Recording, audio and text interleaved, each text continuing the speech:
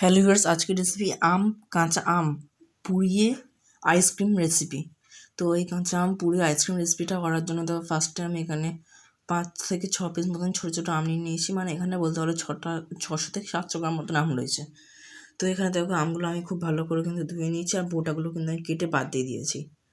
তো দেখো আমি এখানে এবার গ্যাসটাকে একটু জ্বালিয়ে নিয়েছি, নিয়ে কিন্তু আমগুলোকে আমি পুড়িয়ে নিচ্ছি। তো ফার্স্টে 6টা একসাথে দিয়েছিলাম, তারপর একসাথে পুড়ছিল না বলে কিন্তু আমি আবার 4টে করে নিয়েছিলাম। তো তারপর দেখো এখানে কিন্তু মোটামুটি সব পোড়ানো হয়ে যাচ্ছে। তো একটা কিন্তু এই ধারেরটা খুব ভালোভাবে পুড়ে গেছে, ওই পাশেগুলো কিন্তু মোটামুটি হয়ে গেছে। তো এবার আমি একটা একটা করে তুলে নেবো। তো দেখো তোমরা তো দেখতেই পাচ্ছ। তো এটা একটু পড়ে গেল সাইড হয়ে, তো এটা আমি একটু তুলে নিলাম। তো দেখো একটা একটা করে কিন্তু আমি সব তুলে নিচ্ছি।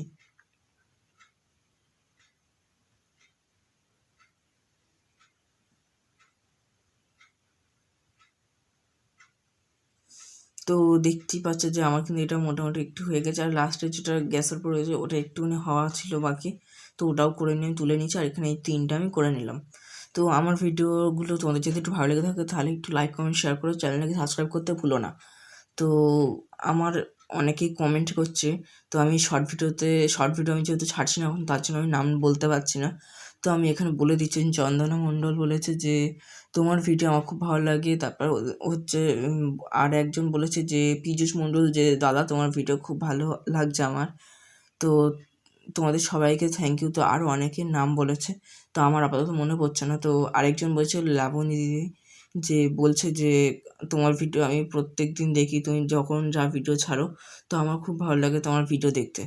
তো তোমরা সবাই এইভাবে একটু একটু করে আমাকে কমেন্ট করে যাও, লাইক কমেন্ট শেয়ার করো, আমার একটু পাশে এসে দাঁড়াও। তো যাই হোক, এখানে দেখো আমগুলোকে কিন্তু আমি কথা বলতে বলতে ছাড়িয়ে নিচ্ছি, আর এবার এখানে দেখো কেটে নিচ্ছি মাঝখান থেকে।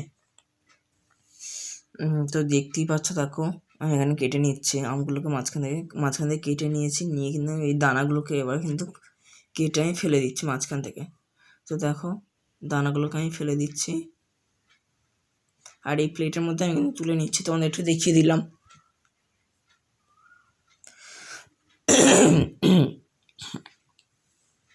তো এখানে দেখো সব আমগুলো থেকে কিন্তু আমি দানা বার করে নিয়েছি, বা আঁটি বার করে নিয়েছি বলতে পারো। তো এখানে দেখো এবার আমি এই গামলার মধ্যে কিন্তু এগুলো নিয়ে নিলাম। তো এবার আমি একটু মিক্সিতে পেস্ট করে নেবো। দেখো এখানে মিক্সির বাড়িটা খুলে নিলাম, নিয়ে নিলাম এখানে আমগুলোকে সব দিয়ে দিচ্ছি। তো দেখতে পাচ্ছ, তো দেখো এখানে আমি পেস্ট করে নিয়েছি, নিয়ে কিন্তু আমি চলে এসেছি, আর এখানে আমি এটা কিন্তু বার করে নেবো পিওরিটা। তো আমি এখানে কিন্তু মিক্সিতে সবটা ঢালিনি, কারণ একসাথে হয়ে গেলে তখন হবে না। তো অল্প অল্প করে আমি দিচ্ছি। তো এটা দেখো চামচ দিয়ে আমি একটু ভালো করে ঘেঁটে ঘেঁটে দিচ্ছি, তাহলে তাড়াতাড়ি বার হয়ে যাবে পিওরিটা। তো দেখতেই পাচ্ছ দেখো, তো এটা কিন্তু আমার হয়ে গেছে, দেখতে পাচ্ছ দেখো কতটা কাদ বার হয়েছে আমের। তো এখানে দেখো আমি একটু চাট মশলা দিচ্ছি, 2 চামচ মতন আমি দিয়েছি। আর দেখো দেখতেই পাচ্ছ যে চাট মশলা কিন্তু আমি দিয়ে দিয়েছি, আর এখানে দিচ্ছি গোলমরিচ গুঁড়ো। এটা কিন্তু তোমরা চাইলেও দিতে পারো, না চাইলেও দিতে পারো, শুধু একটু বিট লবণ দিয়ে কিন্তু তোমরা করে নিতে পারো। আর চিনি দিয়ে এখানে আমি একটু দিয়ে দিয়েছি চাট মশলা, গোলমরিচ গুঁড়ো, বিট নুন। আর এখানে কিন্তু আমি ইউজ করবো এবার চিনি।